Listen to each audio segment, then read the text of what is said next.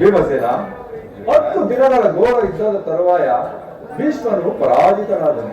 ಇನ್ನು ವಿಜಯಸೂರ್ಯನು ಉದಯನಾದಂತೆಯೇ ದ್ರೋಣರ ಚಕ್ರವನ್ನು ನೋಡಿ ನನ್ನ ಆಸೆಯೂ ಭಂಗವಾಯಿತು. ಭೀಮಸೇನ ಅಗ್ರಜ, ವ್ಯೂಹದ ಮಹಾದ್ವಾರದಲ್ಲಿ ಸ್ವತಃ ದ್ರೋಣವೇ ಧನುರ್ಧಾರಿಯಾಗಿ ನಿಂತಿರುವನು.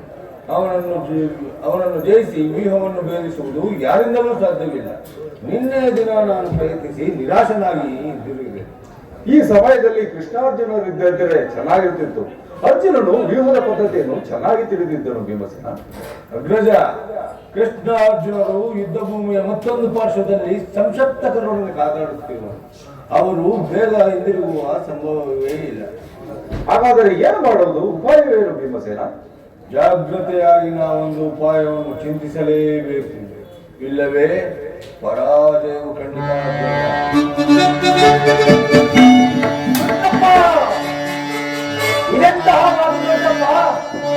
ನಿನ್ನ ಕೈಯಲ್ಲಿ ಗಲೆ ಇರುವಾಗ, ನನ್ನ ಪೂಜ್ಯ ತಂದೆ ಕಪಿಧ್ವಜವು ಯುದ್ಧ ಭೂಮಿಯಲ್ಲಿ ಹಾರಾಡುವಾಗ ಪಾಂಡವರಿಗೆ ಅಪಜಯವೇ? ಈಗ ನಿಮಗೆ ಒದಗಿರುವಂತ ಆಪತ್ತಾದವೇನು ದೊಡ್ಡಪ್ಪ?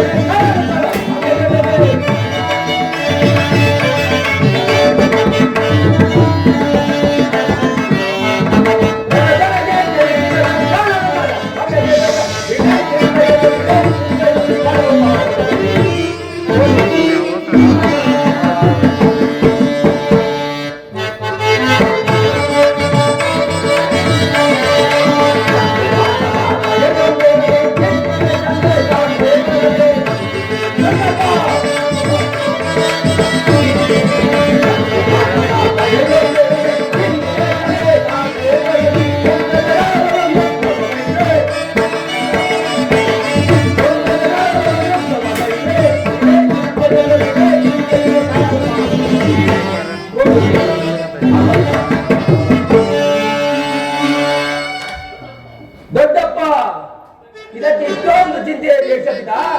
ಈಗ ನಿಮಗೆ ಒದಗಿರುವಂತ ಆಪತ್ತಾದರೇನು ದೊಡ್ಡಪ್ಪ? ಬಾಪು ಕುಮಾರ ಅಭಿಮನ್ಯು, ನಮ್ಮ ವಂಶದ ಗೌರವ ಸ್ವರೂಪನೂ ನೀನು. ಕುಮಾರ ಅಭಿಮನ್ಯು, ನಿನ್ನ ಉತ್ಸಾಹಕ್ಕೆ ನಾನು ಅಭಿನಂದಿಸುವೆನು. ಆದರೆ ಈ ಕೆಲಸ ನಿನ್ನಿಂದ ಆಗತಕ್ಕದ್ದಲ್ಲ. ನಾವುಗಳೆಲ್ಲ ಜೀವಿಸಿದ್ದು ಇಂತಹ ದುಸ್ಸಾಧ್ಯವಾದ ಒಂದು ಕೆಲಸಕ್ಕೆ ನಿನ್ನನ್ನು ಕಳಿಸುವುದು ಅಸಾಧ್ಯ. ದೊಡ್ಡಪ್ಪ, ನಾನು ಚಿಕ್ಕವನಿಂದ ಈ ರೀತಿ ಹೇಳುವೆಯಾ?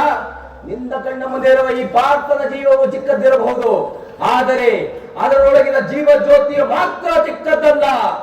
ಶಾಸ್ತ್ರವೇದಗಳ ಪ್ರಕಾಶಕ್ಕೆ ಗಾಗಲ್ಲೇ ಬಾಗಿ ಬೆಳಗುತ್ತಿದೆ. ಹಾಗೂ ತನ್ನ ಪ್ರಕಾಶದಿಂದ ಈ ಕುರುಕ್ಷೇತ್ರವನ್ನು ಬೆಳಗಲು ಅವಕಾಶವನ್ನು ಕೊಡು. ನನ್ನನ್ನು ಮಗನಾಗಿ ಪಡೆದ ವೀರ ಧನಂಜಯನು ಆ ಅಭಿಮಾನದಿಂದ ತಲೆದೂಗಲಿ. ವೀರ ಪ್ರಸುವಾದ ಸುಭದ್ರೆಯೋ ಆನಂದ ಬಾಷ್ಪಗಳನ್ನು ಸುರಿಸಲಿ. ಯೋಗ್ಯಾವಸಾನವು ದೊರೆತಾಗ ಧೈರ್ಯದಿಂದ ಹೋರಾಡಿ ಕೀರ್ತಿಶಾಲಿಯಾಗುವುದು ಶಾಸ್ತ್ರದ ನಿಯಮ.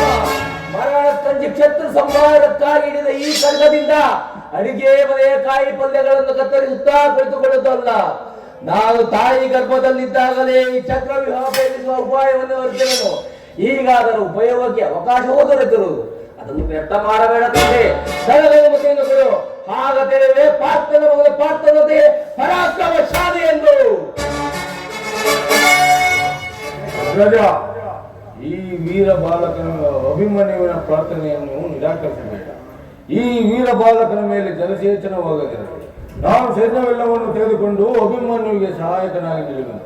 ಅಭಿಮನ್ಯುವು ವ್ಯೂಹವನ್ನು ಭೇದಿಸಿದೊಡನೆಯೇ ನಾವೆಲ್ಲರೂ ಅದರೊಳಗೆ ನುಗ್ಗಿ ಭಿನ್ನ ಭಿನ್ನವಾಗಿ ಮಾಡುತ್ತೇವೆ.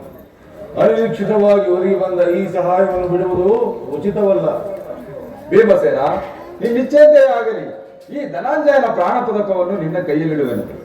ಆದರೆ ಯುದ್ಧರಂಗದಲ್ಲಿ ಒಂದು ಕ್ಷಣವು ನೀನಿವನನ್ನು ಬಿಟ್ಟಿರಕೂಡದು. ಧನಂಜಯನ ಪ್ರಾಣ ಪದಕ ಪುನಃ ಅಚ್ಚರೇ ಇದೆ, ಅವನ ಕೈ ಸೇರ ಇದೆ. ಕುಮಾರ ಅಭಿಮನ್ಯು, ಯುದ್ಧರಂಗದಲ್ಲಿ ನೀನು ವಿಜಯಶಾಲಿಯಾಗಿರುವುದು. ದೊಡ್ಡಪ್ಪ, ನಿಮ್ಮೆಲ್ಲರ ಆಶೀರ್ವಾದವು ನಮ್ಮನ್ನು ವಜ್ರ ಕವಚದಿಂದ ರಕ್ಷಿಸಿಕೊಂಡಿರೋದು. ಪಾಂಡವರಿಗೆ ಅಪಜಯವೇ, ನಮಗಿನ್ನು ಅಪಜಯವಿಲ್ಲ. ಕುಮಾರ ಅಭಿಮನ್ಯು, ಬಾ, ನಾವಿನ್ನು ಹೊರಡೋಣ.